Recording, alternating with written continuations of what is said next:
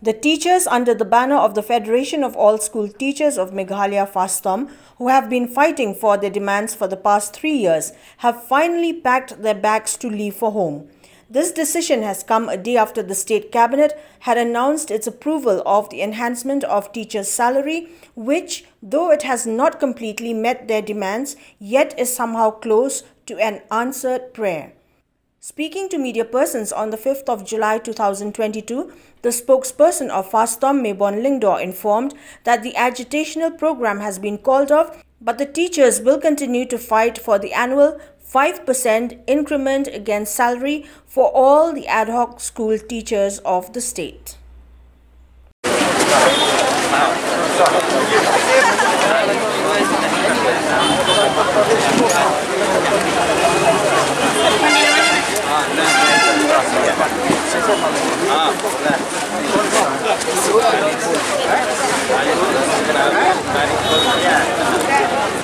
I know most of you will not be happy with the salary, but we are not just looking for the salary. We are looking for your better future, where you will get all these different amenities from the government, where you will be empowered to be accessible for all these different EPF. What will you do after retirement? What will you do after retirement? We are looking for all of your maternity leave. We are fighting for that as well.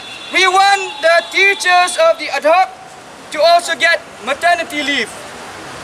As it is the decision that is being made by the CEC today that we will call off this agitation today. But there's one thing. The 5% of enhancement, of increment, that the government says it is yet to take a decision, we are going to have a dialogue with the government. We are having a dialogue with the government. The leaders will stay because today we might have a dialogue with the government, so we will keep on imploring on this 5%.